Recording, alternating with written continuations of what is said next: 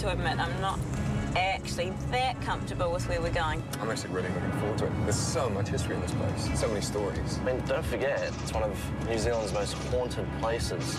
This is like the holy grail for ghost hunting. Auckland's Waikumete Cemetery.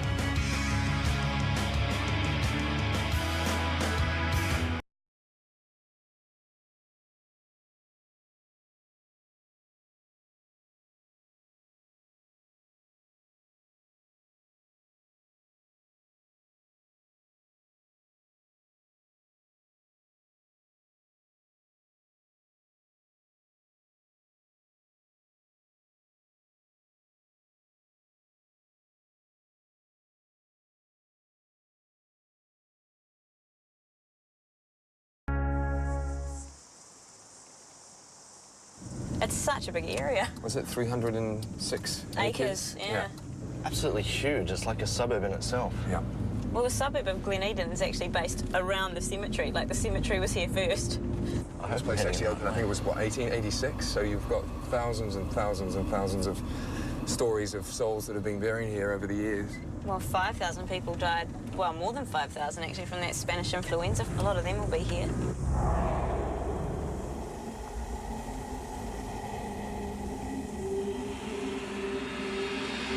Here are just so many stories of graveyards with, I guess, spirits with unfinished business, or some who don't even realise that they're dead and keep walking around and that sort of thing. So, yeah, I'm feeling a little bit uneasy about it.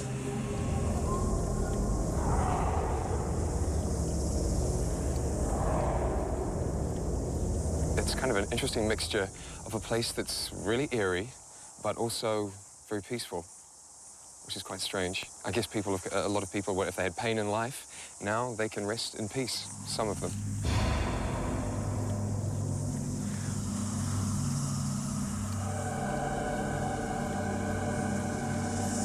Okay, Miss Caro, I'm sending you to the cafe.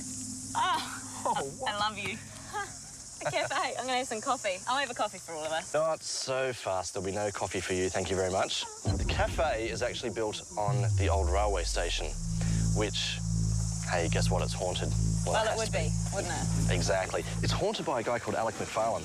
And the deal with this guy is he used to take the mail off the trains when it came in. The guard on the train would hang it up on a metal hook, and he'd be there to take it off as the train went past. And, of course, one day he wasn't looking and bang, copped it right between the eyes. Now, apparently, he is still seen on the platform, and he's quite often seen looking at the timetables, waiting for the trains to come in. So, hopefully, you'll see him tonight. But before you meet up with him, you're going to meet up with Kerry, who works in the cafe, and she's going to tell you about all these sorts of things that the staff have seen up there, which are very cool indeed. Unbelievable. Up that way, thank you, ma'am. Have a good night. I'll see you later on. Hopefully. Bye. And now for you, sir. Yes. You're going to be spending the evening right here, in the old part of the cemetery with all the murderers, the paupers, the whole lot.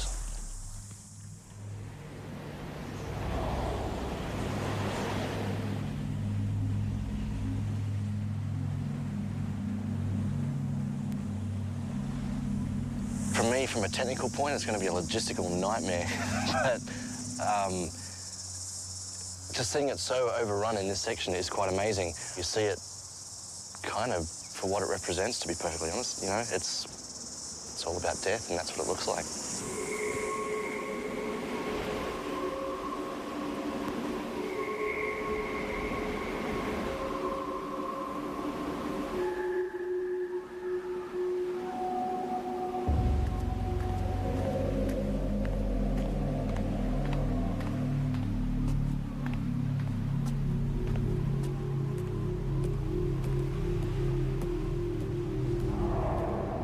About 2 years ago, we moved from the old building to this building, so it's only like 200 metres, and it was my first day working here, and I bent down, got up, and there was a guy standing there, and I was like, oh, we're not actually open yet, so, you know, if you'd like to come back in half an hour. And he was dressed really proper, you know, like proper top hats and things like that, you know, like, yeah, he was old-fashionedly dressed. And then he said, oh, I was actually just wondering if you knew what time the next train came. And I was like, there is a timetable out there if you want to, you know, I wasn't feeling too comfortable with him here, yeah. And then he's turned around and looked at that timetable. So I thought, oh, you know, I'll leave him to it. Carried on to what I was doing. Went into the kitchen, came back out, and he was gone. And I was like, you know, where'd he go? You had no click? Had no click on the doors. So if you try the doors, they make a clicking noise, and you can hear people walking on the platform. So he just came and went.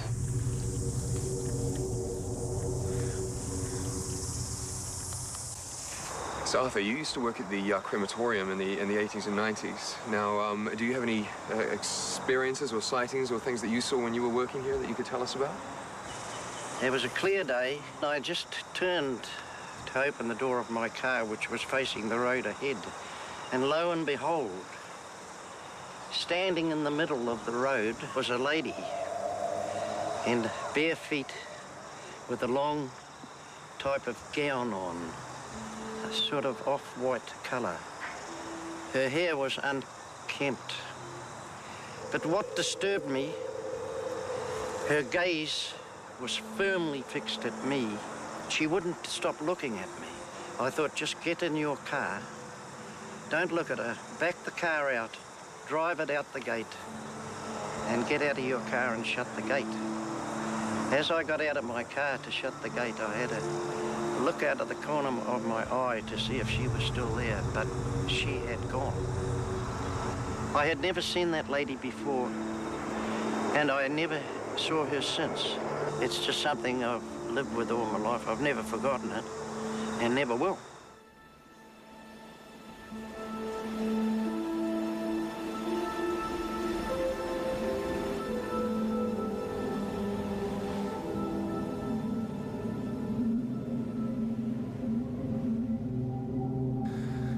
I've actually come down to I suppose you'd call it the bowels of the cemetery, one of the oldest parts. I figured this is the best place to put the EMF readings and the temperature gauges. So I think this will be the spot where I'm going to get most EMF fluctuations and temperature drops and all that sort of thing. So just trying to find a good spot to do it.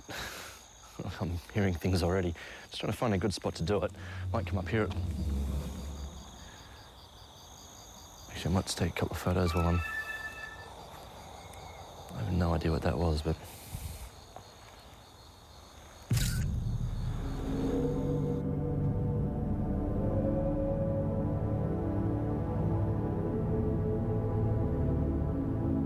All right, guys, one helmet for each of you. Thank you. Perfect. Beyond that one. Sweet. So how did your research go? Oh, Arthur was amazing. Yeah? He was so impassioned about what he was actually speaking about. He was starting to almost get tears in his eyes when he was talking about it. Really? It was pretty engaging to watch. Yeah, he truly believed in what he had seen and experienced. You're all set? I am. You got all your equipment? Yep. Earpieces are set, so I can talk to you? Yep. All right. I'll talk to you when you're out there. Okay. Cool. Have fun. Cool. See you later.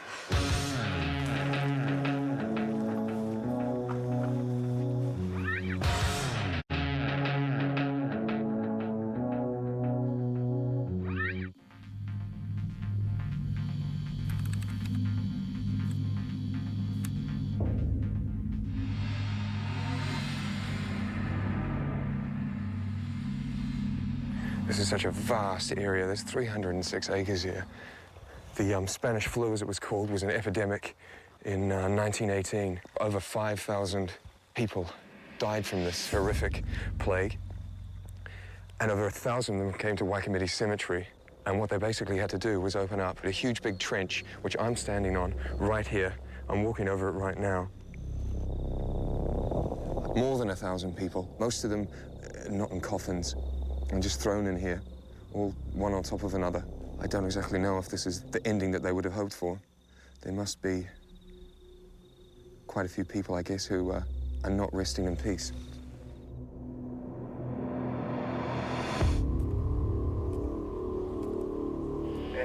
Are you at the train station yet? Yes, I'm walking along the platform, Brad. This is platform 7. This platform here is where the bodies that were stacked on trains, this was the last stop before they got sent up to the Waikumete Cemetery. One of the most busy times that this platform has had was when the Spanish influenza hit New Zealand. There were so many bodies that needed to get taken to the cemetery, and the cemetery just could not accommodate for those bodies. So the bodies actually got piled up here on this platform.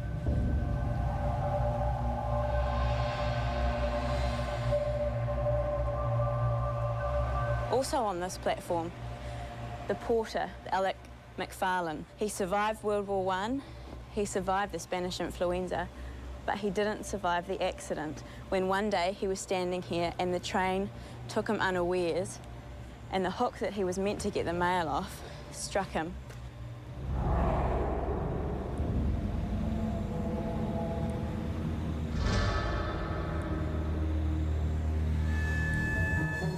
Apparently, they say that the full moon is the best time for spirits to come out, something about the lunar energy.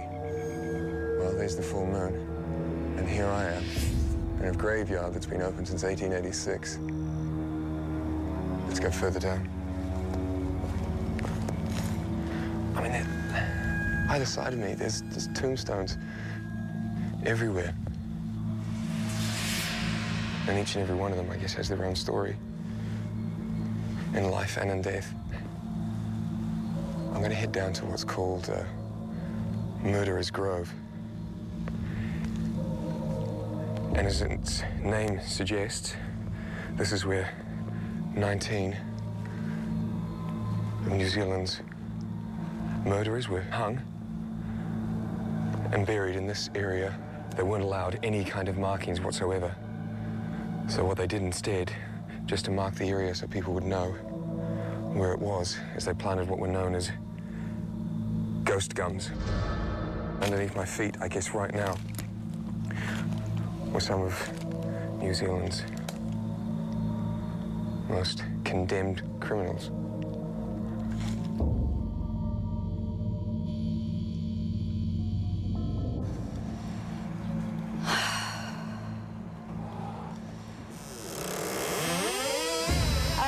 God.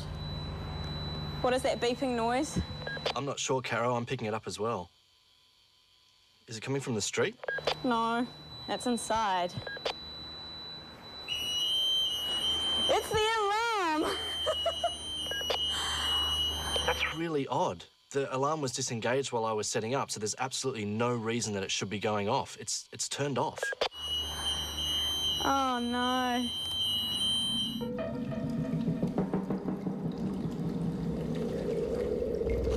Right, now this is starting to get a bit creepy.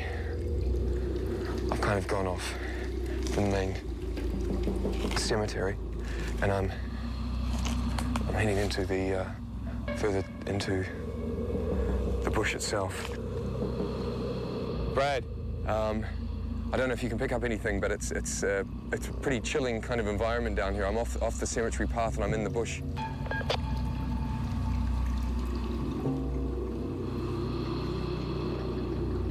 Can you hear me, Brad?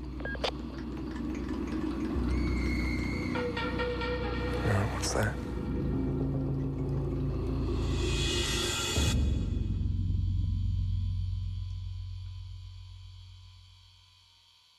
You there, Brad? Yep, I can see you coming through the door, Carolyn. This is the old train station. In the kitchen, there's been many sightings of ghosts at the window.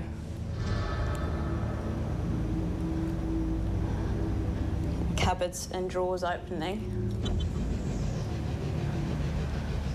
Plates falling out of cupboards when there's been no one in the kitchen. You there, Carolyn? Yep, I'm here. Yeah, I'm not getting any aberrations at all from any of my readings in this room, so I might get you to head back to the cemetery and back down to Alex McFarlane's grave, and let's see if he's not down there. What? The cemetery? Did you say the cemetery?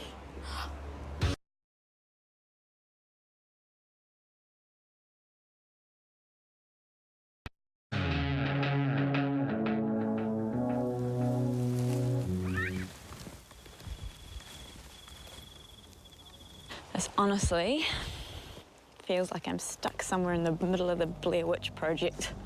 I'm scared out of my brain as well.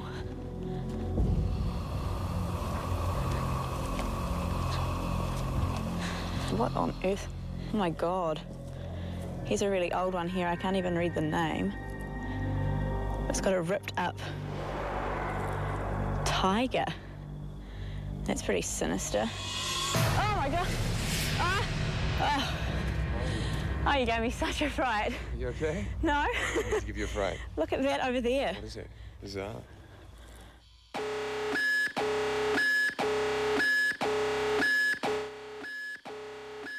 Hello, Carolyn. Have you located the grave of Alexander McFarlane yet? No, I'm just looking for that now. I've got Michael with me. Thank goodness. Oh, cool, because I lost radio contact with him a little while ago. I need you both to locate his grave and take as many photographs as you can. I'm sure. Yeah, I'm looking at the map. It should be about halfway up the hill that you're currently standing on. I've set up quite a few thermometers around the cemetery, and I'm getting an inexplicable temperature drop around about his gravestone. I think this might be it. Alexander. That's him. There he is. Yeah, I might just take a photo. Perfect. Should we head back up to the van and see if Brad's got anything worth looking at? Yeah.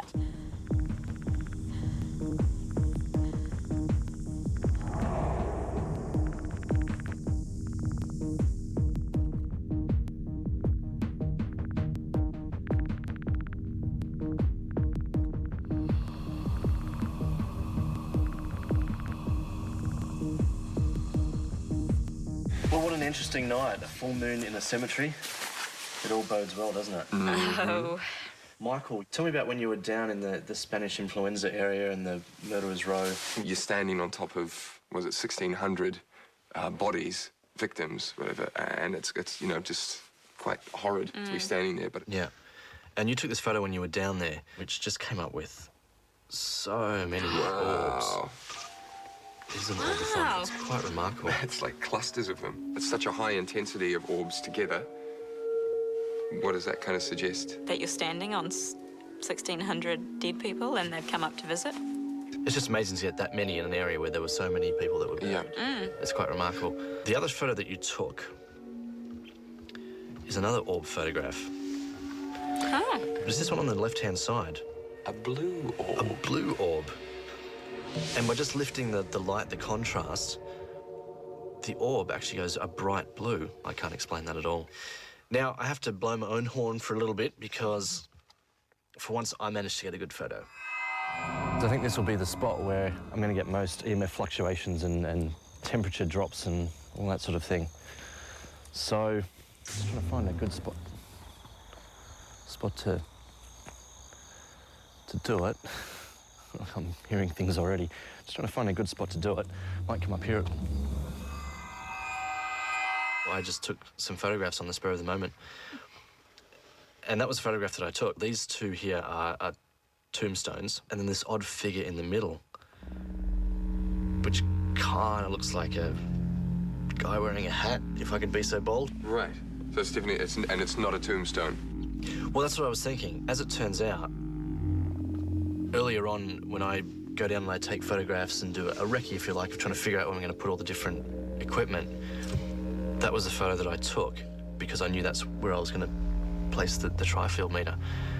And there's just nothing in there that would indicate that it would be another tombstone. Okay. So I can't figure out what this figure is that seems to be rising up from the ground.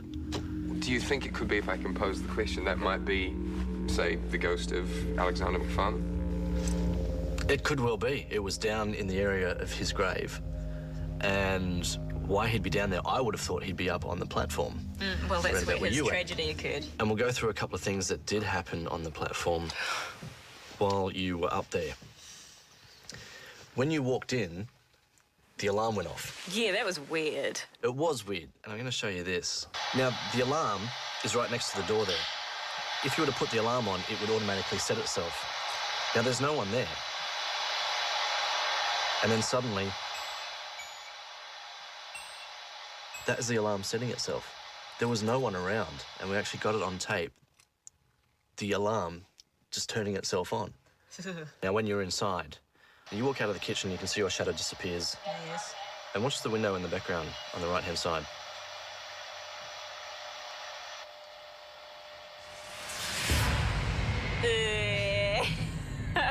It might have just been a person. But this is the wide shot, and there's no person that walks past because there's a camera that's right there. And then I also have this camera, which is pointing straight at that window.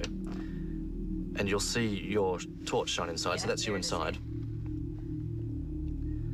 And then you go out of the room, and there's nothing. I would have assumed if a person walked past, they would have to walk in between the camera and the window. It looks very transparent, though. It does look very transparent. Solid form. How strange. I didn't like the kitchen, though. I really didn't like the kitchen. I remember saying just shining my torch even through the windows was quite disconcerting because I half expected to see a face through the window. Well, that's what we got. Well, I'm glad I didn't see it at the time. I Lucky you'd left.